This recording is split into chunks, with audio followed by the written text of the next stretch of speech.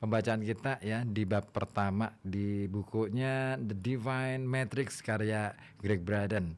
Nah, tadi sudah kita ulas sebentar ya, kita sudah baca sebentar kunci yang pertama bahwa ini menarik ya, apa yang ditulis oleh Greg Braden ini mencoba untuk menggali apa pengetahuan-pengetahuan masa lalu, kebijaksanaan-kebijaksanaan di masa lampau. Nah, yang sebenarnya kalau diulik lagi, lebih diperdalam lagi, ada kemungkinan bahwa itu punya potensi sebagai ilmu pengetahuan yang jauh lebih dalam. Karena kalau zaman dulu ya, zaman dulu itu orang lebih pada ya orientasi cara berpikir, orientasi orang itu menjalani kehidupan itu lebih pada bagaimana mendayakan potensi yang ada di diri, bukan kemudian seperti sekarang nih ya, kita punya potensi, tetapi potensi kita itu akhirnya tergadai oleh apa-apa yang ada di luar diri kita. Teknologi itu akhirnya yang kemudian kita, iya benar sih, kemampuan teknologi patut kita apresiasi, kemajuannya juga patut kita apresiasi sebagai salah satu cara manusia dalam menemukan cara termudah untuk memenuhi kebutuhan mereka. Akan tetapi dalam perkembangannya bukan itu yang akhirnya terjadi. Kita yang akhirnya jauh dari diri kita. Itu poin yang ingin disampaikan oleh Greg Braden. Nah, kita menuju ke berikutnya, bagian berikutnya. Apakah kita benar-benar terkoneksi? Kita mulai ya. Sains modern sudah sangat dekat dengan upaya pemecahan salah satu misteri terbesar sepanjang masa. Anda mungkin belum pernah mendengarnya di berita malam hari ini dan mungkin tidak akan melihatnya di halaman depan USA Today atau The Wall Street Journal. Padahal riset selama hampir 70 tahun di bidang sains yang dikenal dengan sebutan fisika baru menunjukkan kesimpulan yang tak bisa kita elakkan lagi. Dan kita menuju ke kunci yang kedua. Semua yang ada di dunia terkoneksi dengan segala sesuatu lainnya. Hanya itu saja. Itulah kabar yang mengubah segalanya dan mengguncang fondasi sains yang kita kenal saat ini. Anda bisa saja berkata, baiklah, kami telah mendengar hal itu sebelumnya. Apa yang membuat kesimpulan itu berbeda? Apa artinya menjadi saling terkoneksi? Sungguh, pertanyaan yang bagus dan jawabannya bisa mengejutkan Anda. Perbedaan penemuan baru ini dengan apa yang sebelumnya kita percaya adalah di masa lalu kita hanya diberitahu koneksi itu ada. Melalui ungkapan teknis seperti ketergantungan sensitif pada kondisi-kondisi awal atau istilah lainnya sensitive dependence on initial conditions atau efek kupu-kupu atau dalam istilah lainnya butterfly effects, dan teori yang menyebutkan bahwa kita berada di sini mempunyai efek di sana. Secara samar kita bisa mengamati rajutan koneksi yang mengatur hidup kita. Bagaimanapun juga, eksperimen baru membawa kita selangkah lebih maju. Selain membuktikan bahwa kita terkoneksi dengan segala sesuatu, penelitian terbaru menunjukkan koneksi tersebut terjadi karena kita. Saling terkoneksinya segala sesuatu memberi kita kekuatan untuk memperbaiki dan mengarahkan hidup kita dalam berbagai hal, melalui dari mencari cinta, menyembuhkan orang-orang yang tercinta, sampai memenuhi cita-cita terdalam. Kita menjadi bagian integral dari apa yang kita alami setiap hari. Penemuan tersebut membuka mata kita bahwa kita bisa menggunakan secara sadar keterkoneksian kita dengan segala sesuatu guna membuka pintu kesempatan untuk mengakses kekuatan yang sama dengan kekuatan yang mengoperasikan seluruh semesta. Melalui ketunggalan yang hidup dalam diri kita, saya dan seluruh manusia di muka bumi ini, kita terkoneksi langsung dengan kekuatan yang sama yang menciptakan segalanya, mulai dari atom, bintang-bintang, sampai DNA kehidupan.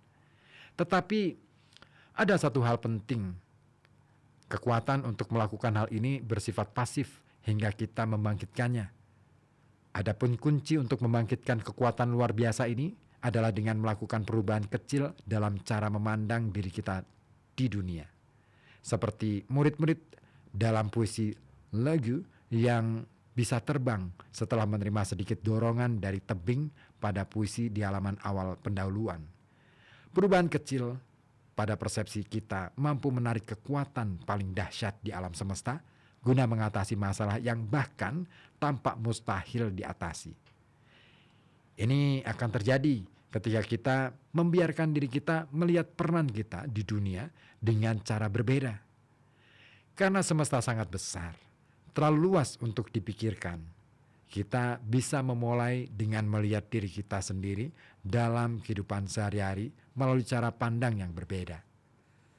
Perubahan kecil yang dibutuhkan adalah melihat diri kita sebagai bagian dari dunia, alih-alih terpisah darinya. Cara untuk meyakinkan diri kita bahwa kita memang menyatu dengan semua yang kita lihat dan rasakan adalah dengan memahami bagaimana kita terkoneksi dan apa arti koneksi itu. Lantas kita memasuki kunci ketiga. Untuk menarik kekuatan semesta, kita harus melihat diri kita sebagai bagian dari dunia dan bukan terpisah darinya. Ya, melalui koneksi yang menyatukan segala sesuatu, substansi semesta atau gelombang dan partikel energi tampak melanggar hukum-hukum ruang dan waktu. Meskipun terdengar seperti fiksi sains, ini sangat nyata. Partikel cahaya atau foton misalnya punya kemampuan untuk mengalami bilokasi, yaitu berada di dua tempat pada waktu yang bersamaan. Mulai dari DNA di tubuh kita hingga atom, semua materi, berbagai objek di alam semesta mampu berbagi informasi lebih dari kecepatan cahaya. Dalam beberapa eksperimen, bahkan sebuah data bisa sampai di tujuan sebelum meninggalkan tempat asalnya. Sepanjang sejarah, fenomena seperti ini dianggap tidak mungkin, tapi nyatanya bukan hanya mungkin, melainkan juga bisa menunjukkan kepada kita sesuatu yang lebih dari sekadar anomali unik pada unit terkecil suatu materi. Kebebasan yang ditunjukkan oleh pergerakan partikel-partikel kuantum bisa mengungkapkan bagaimana alam semesta bekerja ketika kita melihat melampaui pengetahuan fisika yang kita punyai. Meskipun terdengar seperti naskah futuristik dari episode Star Trek, hal itu tengah diamati di bawah pengawasan ilmuwan mutakhir. Secara individual, eksperimen-eksperimen semacam itu menarik dan perlu diselidiki lebih lanjut. Bagaimanapun juga, secara bersamaan, penemuan ini pun memperlihatkan bahwa kita bisa saja tidak dibatasi hukum-hukum fisika sebagaimana yang kita percaya selama ini. Mungkin benda-benda bisa berpindah tempat lebih cepat dari kecepatan cahaya dan mungkin bisa berada di dua tempat secara bersamaan. Dan jika benar-benar memiliki kemampuan itu, bagaimana dengan kita? Berbagai kemungkinan semacam inilah yang menggairahkan inovator masa kini dan mengaduk-aduk imajinasi kita. Imajinasi atau gagasan bahwa sesuatu bisa terjadi dan emosi yang memberikan nyawa pada sebuah kemungkinan untuk mewujud dalam kenyataan. Perwujudannya dimulai dengan kesediaan memberikan ruang dalam keyakinan kita untuk sesuatu yang diduga tidak ada. Kita menciptakan sesuatu itu melalui kekuatan kesadaran atau consciousness dan kewaspadaan atau awareness. Nah, saya tertarik pada dua istilah yang diberikan oleh Greg Braden. Kita tentu ingat pujangga Jawa di era modern, namanya Ronggo Warsito. Dia selalu mengatakan bahwa sebaik-baiknya orang adalah mereka yang eling lan waspodo. Artinya dia yang selalu sadar dan selalu punya kewaspadaan. Cocok kan? Ini bukan nyocok-nyocokin ya, tapi saya pikir Greg Braden dengan mencoba mengulas pengetahuan-pengetahuan masa lalu, ini akhirnya menemukan bahwa ya itulah kunci. Wah, oke. Saya lanjut lagi. Tadi sudah, nah ini saya lanjut lagi di bagian berikutnya. Pujangga William Black menyadari kekuatan imajinasi sebagai esensi dari eksistensi kita, bukan semata-mata sesuatu yang kita manfaatkan di kala senggang. Manusia adalah imajinasi, ungkapnya. Tubuh abadi seseorang atau seorang manusia adalah imajinasi yang merupakan Tuhan itu sendiri. Filsuf dan pujangga John Mackenzie melangkah lebih jauh lagi dalam menjelaskan hubungan kita dengan imajinasi. Menurutnya, perbedaan antara yang nyata dan yang imajiner bukan sesuatu yang bisa dipertahankan. Segala sesuatu adalah imajiner. Wah, ini keren. Dari kedua uraian itu, berbagai kejadian konkret di kehidupan harus terlebih dahulu dibayangkan sebagai kemungkinan sebelum mewujud dalam kenyataan. Meskipun begitu, agar sebuah imajinasi di waktu tertentu bisa menjadi kenyataan di waktu lainnya, harus ada sesuatu yang menghubungkan keduanya secara bersamaan. Entah bagaimana, di dalam struktur alam semesta, pasti ada sebuah koneksi antara imajinasi masa lalu dengan realitas masa kini dan masa depan. Secara tegas, Einstein percaya masa lalu dan masa depan terjalin secara intim sebagai bagian dari dimensi keempat, sebuah realitas yang ia sebut ruang waktu. Perbedaan antara masa lalu dan masa kini juga masa depan, ujarnya, hanyalah ilusi yang dungu dan tak berkesudahan. Maka melalui cara-cara yang baru mulai kita pahami ini. Kita tidak hanya terkoneksi dengan apa yang kita lihat dalam kehidupan kita saat ini, melainkan juga dengan semua yang pernah ada serta hal-hal yang belum terjadi. Dan apa yang kita alami saat ini adalah hasil dari serangkaian peristiwa yang telah terjadi, setidaknya sebagian di salah satu bagian semesta yang bahkan tidak bisa kita lihat. Implikasi dari konektivitas tersebut sangat besar.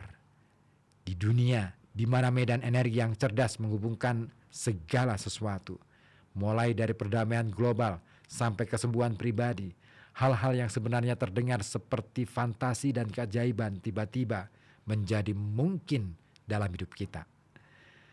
Melalui koneksi ini, kita mesti mulai memikirkan cara menjalin hubungan dengan kehidupan, keluarga, dan bahkan kenalan biasa dari perspektif baru ini. Baik atau buruk, benar atau salah, segala sesuatu termasuk pengalaman hidup yang paling ringan dan yang paling indah, hingga penderitaan manusia yang paling mengerikan, tidak lagi bisa dipahami sebagai hal-hal yang kebetulan semata. Jelas sekali, kunci untuk kesembuhan, kedamaian, keberlimpahan, kesuksesan karir, dan hubungan yang membahagiakan adalah dengan memahami seberapa dalam kita terkoneksi dengan segala sesuatu dalam realitas kita. Ya, ini menarik banget buku ini. Ya, wow, dahsyat nih. Masih mau kita lanjutkan? Iya dong. Ada yang sudah gabung kira-kira? Saya mau sapa dulu. Oh, belum ada. Oke deh. Baik, sebelum kita lanjut lagi, kita perlu nih sedikit berbagi informasi lainnya juga di ruang dengar Anda. Ada informasi apa saja sih malam hari ini? Ini dia. Oke deh. Kita simak aja dulu yuk informasi-informasi yang mau melintas ini. Tetap stay tune terus di FM 91,2 Radio Kota Batik.